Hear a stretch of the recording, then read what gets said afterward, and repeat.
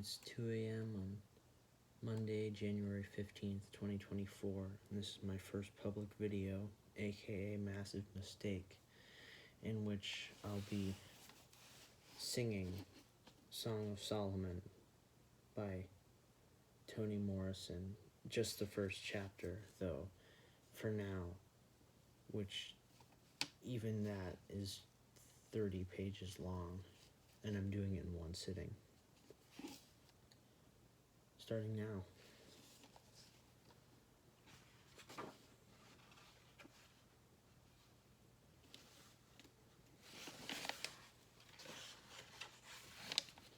Song of Solomon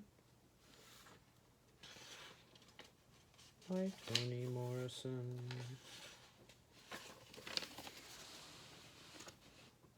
Daddy.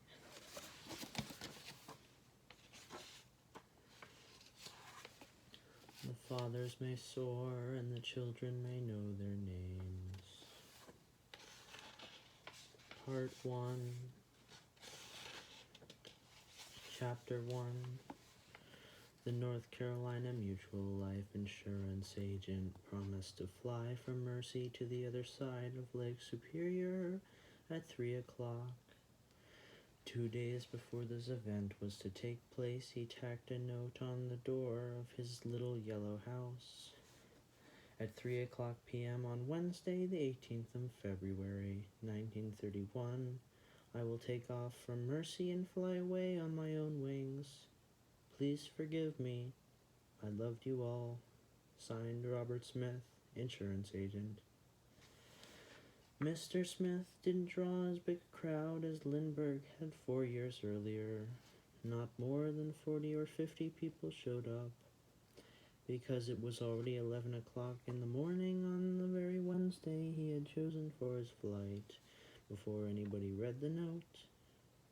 At that time of day, during the middle of the week, word-of-mouth news had just lumbered along. Children were in school, men were at work, and most of the women were fastening their corsets and getting ready to go see what tales or entrails the butcher might be giving away. Only the unemployed, the self-employed, and the very young were available, deliberately available because they'd heard about it, or accidentally available because they happened to be walking at that exact moment in the shore end of Not Doctor Street, a name the post office did not recognize. Town maps registered the street as Mains Avenue, but the only colored doctor in the city had lived and died on that street. And when he moved there in 1896, his parents took to calling the street, which none of them lived in or near, Doctor Street. Later, when other Negroes moved there, and when the postal service became a popular means of transferring messages among them, envelopes from Louisiana, Virginia, Alabama, and Georgia began to arrive addressed to people at house numbers on Doctor Street. The post office workers returned these envelopes or passed them on to the dead letter office. Then, in 1918, when colored men were being drafted, a few gave their address at the recruitment office as Doctor Street. In that way, the name acquired a quasi-official status, but not for long. Some of the city legislators, whose concern for appropriate names and the maintenance of the city's landmarks was the principal part of their political life, saw to it that Doctor Street was never used in any official capacity. And since they knew that only Southside residents kept it up, they had notices posted in the stores, barber shops, and restaurants in that part of the city, saying that the avenue running northerly and southerly from Shore Road fronting the lake to the junction of Route 6 and 2 leading to Pennsylvania, and also running parallel to and between Rutherford Avenue and Broadway, had always been and would always be known as Maine's Avenue and not Doctor Street. It was a genuinely clarifying public notice because it gave Southside residents a way to keep their memories alive and please the city legislators as well. They called it not Doctor Street and were inclined to call the Charity Hospital at its northern end No Mercy Hospital because it was 1931 on the day following Mr. Smith's leap from its cupola, before the first colored expectant mother was allowed to give birth inside its wards and not on its steps. The reason for the hospital's generosity to that particular woman was not the fact that she was the only child of this Negro doctor, for during his entire professional life he had never been granted hospital privileges, and only 2 of his patients were ever admitted to Mercy, both white. Besides, the doctor had been dead a long time by 1931. It must have been Mr. Smith's leap from the roof over their heads that made them admit her. In any case, whether or not the little insurance agent's conviction that he could fly contributed to the place of her delivery, it certainly contributed to its time. When the dead doctor's daughter saw Mr. Smith emerge as promptly as he had promised from behind the cupola, his wide blue silk wings curved forward around his chest, she dropped her covered basket, spilling red velvet rose petals. The wind blew them about, up, down, and into small mounds of snow. Her half-grown daughters scrambled about, trying to catch them while their mother moaned and held the underside of her stomach. The rose petal scramble got a lot of attention, but the pregnant lady's moans did not. Everyone knew the girls had spent hour after hour tracing, cutting, and stitching the costly velvet, and that Gerhardt's department store would be quick to reject any that were soiled. It was nice and gay there for a while. The men joined in, trying to collect stems, the scraps before the snow soaked through them, snatching them from a gust of wind or plucking them delicately from the snow.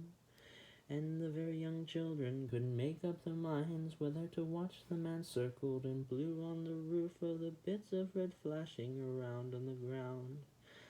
Their dilemma was solved when a woman suddenly burst into song.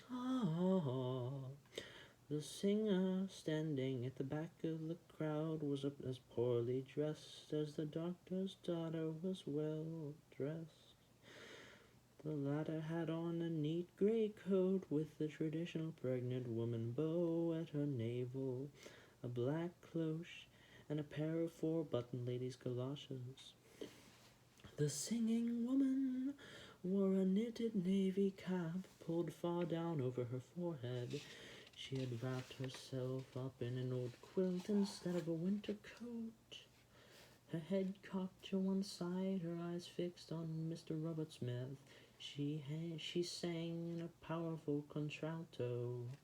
Oh, sugar man done fly away, sugar man done gone, sugar man cut across the sky, sugar man gone home. A few of the 100 or so people gathered there nudged each other and sniggered.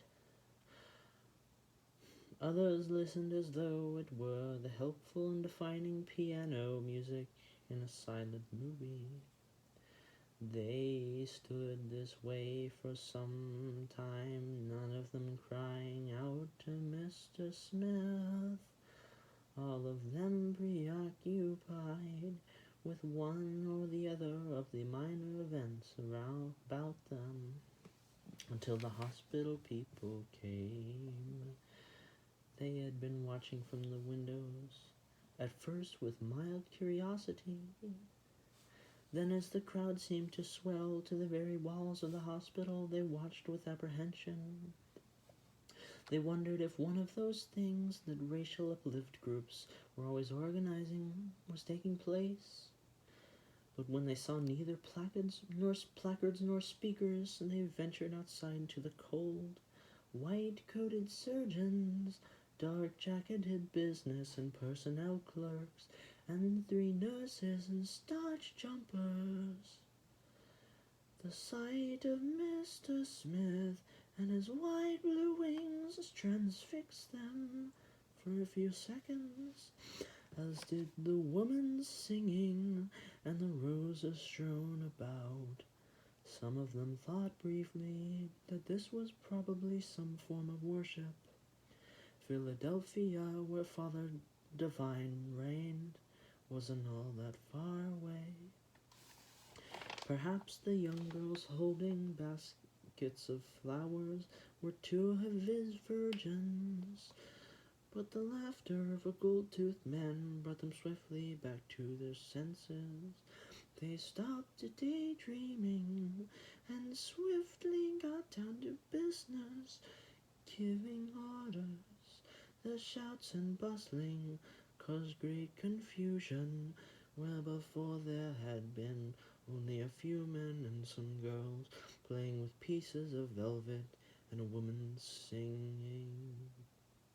One of the nurses, hoping to bring some efficiency into disorder, searched the faces around her until she saw a stout woman who looked as though she might move the earth if she wanted to. "You," she said, moving toward the stout woman, "are these your children?" The stout woman turned her head slowly, and eyebrows lifted at the carelessness of the address. Then, seeing where the voice came from, she lowered her brows and veiled her eyes. "Ma'am, send one around back to the emergency office. Tell him to tell the guard to get over here quick. That boy that can go, that one." She pointed to a cat-eyed boy about 5 or 6 years old. The stout woman slid her eyes down the nurse's finger and looked at the child she was pointing to. "Guitar, ma'am." "What?" "Guitar."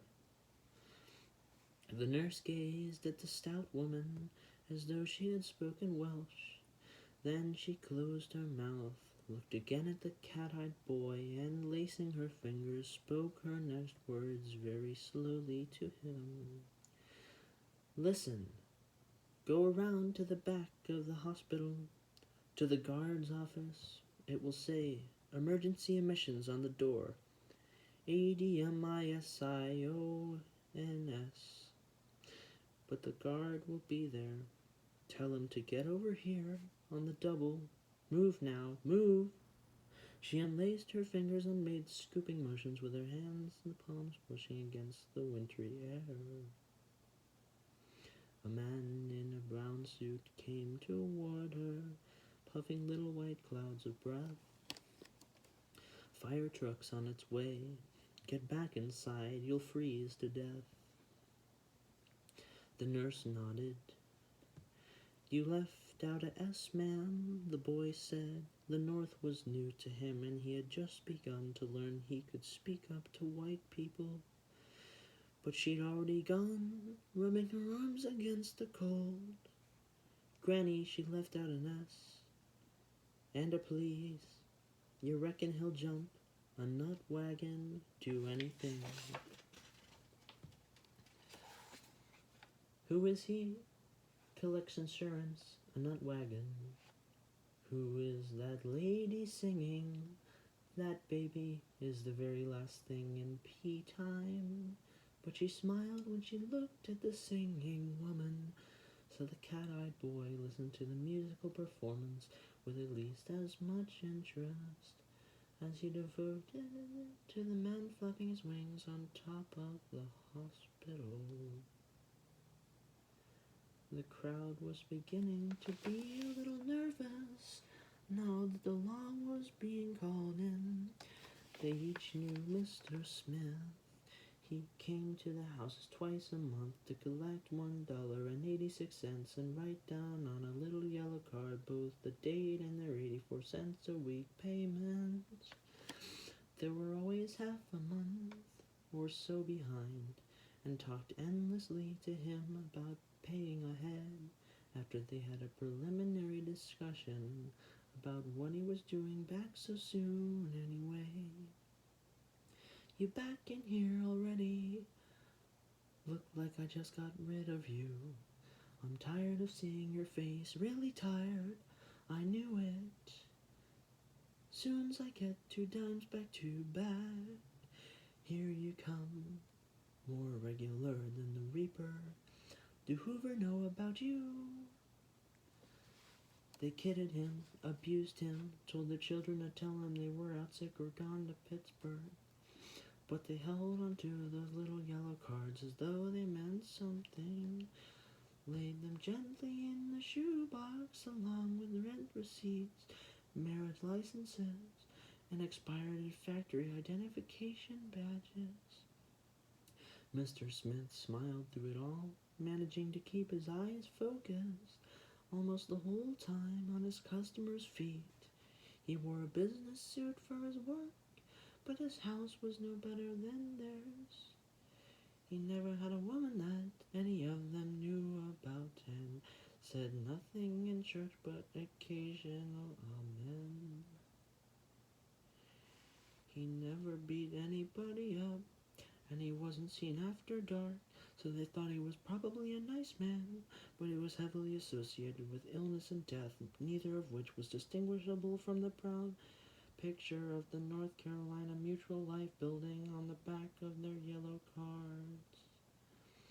Jumping from the roof of Mercy was the most interesting thing he had done.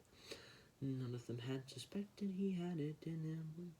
Just goes to show, they murmured to each other, you never really do know about people. The singing woman quieted down and humming the tune. Walked through the crowd toward the rose petal lady, who was still cradling her stomach. You should make yourself warm, she whispered to her, touching her lightly on the elbow. A little bird'll be here with the morning.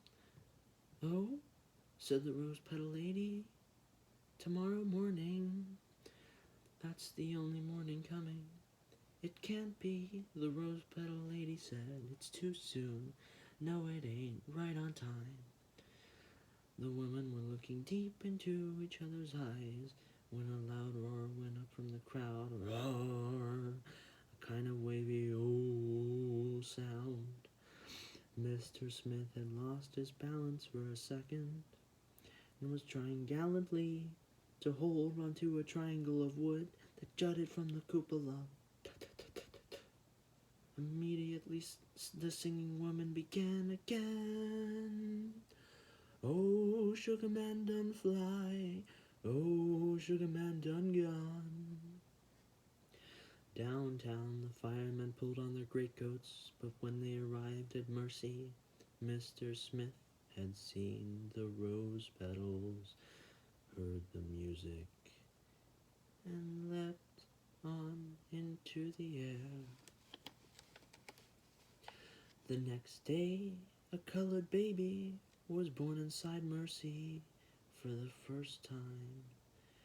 Mr. Smith's blue silk wings must have left their mark, because when the little boy discovered it bore the same thing Mr. Smith had learned earlier, that only birds and airplanes could fly, he lost all interest in himself.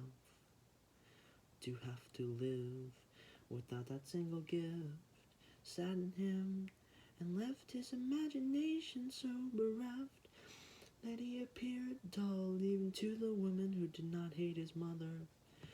The ones who did, who accepted her invitations to tea and envied the doctor's big dark house of 12 rooms and the green sedan, called him peculiar.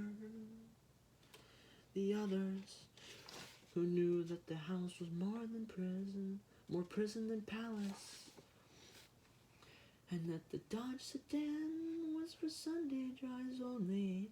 Felt sorry for Ruth Foster and her dry daughters, and called her son deep, even mysterious. Did he come with a call? You should have dried it and made him some tea from it to drink. If you don't, he'll see ghosts. You believe that? I don't, but that's what the old people say. Well, he's a deep one anyway. Look at his eyes. And they pried pieces of baked too fast sunshine cake from the roofs of their mouths and looked once more into the boy's eyes. He met their gaze as best he could until, after a pleading glance toward his mother, he was allowed to leave the room. It took some planning to walk out of the parlor, his back washed with the hum of their voices, open the heavy double doors leading to the dining room, slip up the stairs past all those bedrooms, and not arouse the attention of Lena and Corinthians, sitting like big baby dolls before a table heaped with scraps of red velvet. His sisters made roses in the afternoon, bright, lifeless roses that lay in peck baskets for months until the specialty buyer at Gerhardt sent Freddie, the janitor, over to tell the girls that they could use another gross. If he did manage to slip by his sisters and avoid their casual malice, he knelt in his room at the windowsill and wondered again and again why he had to stay level on the ground. The quiet that suffused the doctor's house then, broken only by the murmur of the woman eating sunshine cake, was only that, quiet. It was not peaceful, for it was preceded by and would soon be terminated by the presence of Macon dead. Solid, rumbling, likely to erupt without prior notice, Macon kept each member of his family awkward with fear. His hatred of his wife glittered and sparked in every word he spoke to her. The disappointment he felt in his daughters sifted down on them like ash, dulling their buttery complexions and choking the lilt out of what would have been girlish voices. Under the frozen heat of his glance, they tripped over doorsills and dropped the salt cellar into the yolks of their poached eggs. The way he mangled their grace, wit, and self-esteem was the single excitement of their days. Without the tension and drama he ignited, they might not have known what to do with themselves.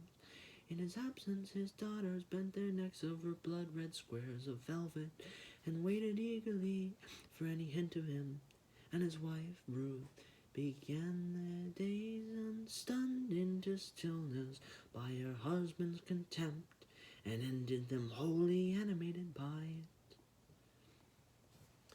When she closed the door behind her afternoon guests, and let the quiet smile die from her lips, she began the preparation of food her husband found impossible to eat. She did not try to make her meals nauseating. She simply didn't know how not to. She would notice that the sunshine cake was too haggled to put before him and decide on a rennet dessert. But the grinding of the veal and beef for a meatloaf took so long she not only forgot the pork, settling for bacon drippings poured over the meat, she had no time to make a dessert at all. Hurriedly then, she began to set the table. As she unfolded the white linen and let it billow over the fine mahogany table, she would look once more at the large watermark. She never set the table or passed through the dining room without looking at it. Like a lighthouse keeper drawn to his window to gaze once again at the sea, or a prisoner automatically searching out the sun as he steps into the yard for his hour of exercise. Ruth looked for the watermark several times during the day. She knew it was there, would always be there, but she needed to confirm its presence. Like the keeper of the lighthouse and the prisoner, she regarded it as a mooring, a checkpoint, some stable visual object that assured her that the world was still there, that this was life and not a dream, that she was alive somewhere inside, which she acknowledged to be true only because a thing she knew was intimately was out there, outside herself. Even in the cave of sleep, without dreaming of it or thinking of it at all, she felt its presence. Oh, she talked endlessly to her daughters and her guests about how to get rid of it. What might hide the single flaw on the splendid wood? Vaseline, tobacco juice, iodine, a sanding followed by linseed oil. She had tried them all, but her glance was nutritious. The spot became, if anything, more pronounced as the years passed. The cloudy gray circle identified the place where the bowl filled every day during the doctor's life with fresh flowers had stood every day. And when there were no flowers,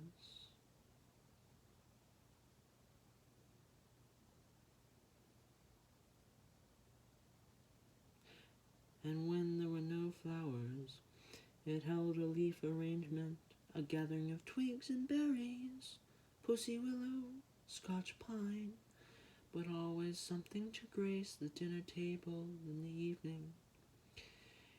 It was for her father a touch that distinguished his own family from the people among whom they lived. For Ruth it was the summation of the affectionate elegance with which she believed her childhood had been surrounded. When Macon married her and moved into the doctor's house, she kept up the centerpiece arranging. Then came the time she walked down to the shore through the roughest part of the city to get some driftwood.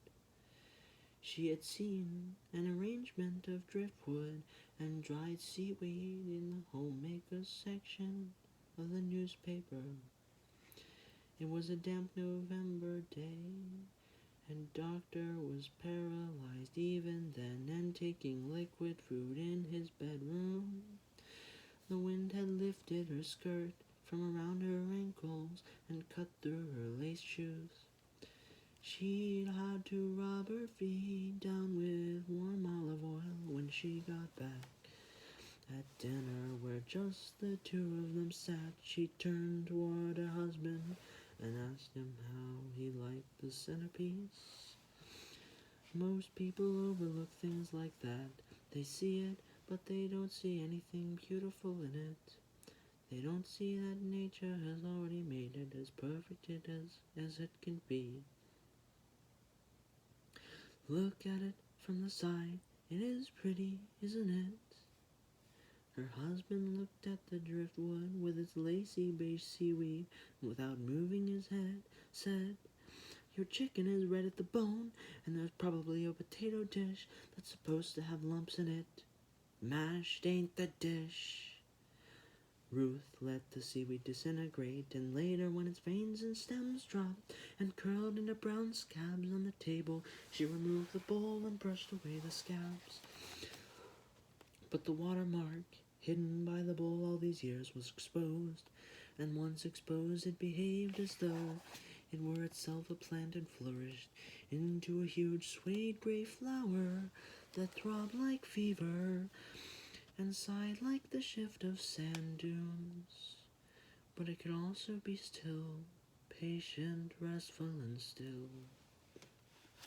But there was nothing you could do with a mooring except acknowledge it. Use it for the verification of some idea you wanted to keep alive.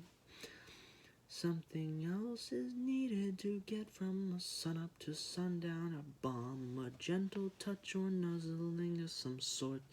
So Ruth rose up and out of her guileless inefficiency to claim her bit of balm right after the preparation of dinner and just before the return of her husband from his office. It was one of her 2 secret indulgences, the one that involved her son, and part of the pleasure it gave her came from the room in which she did it. A damp greenness lived there, made by the evergreen that pressed against the window and filtered the light. It was just a little room the doctor had called a study, and aside from a sewing machine that stood in the corner along with a dress form, there was only a rocker and tiny footstool.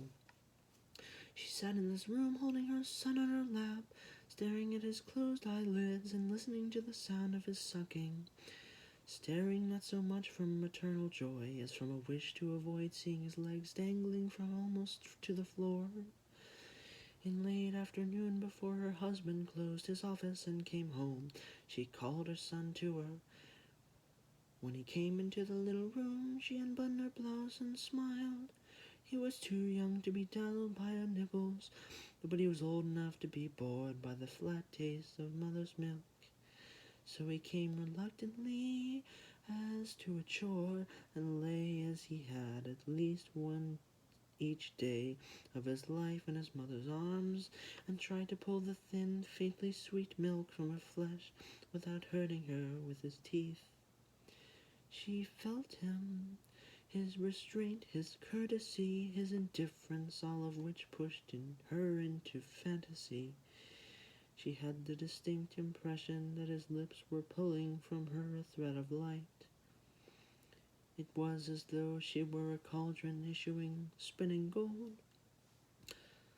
Like a miller's daughter, the one who sat at night in a straw-filled room thrilled with the secret power Rumpelstiltskin had given her to see golden threads stream from her very own shuttle.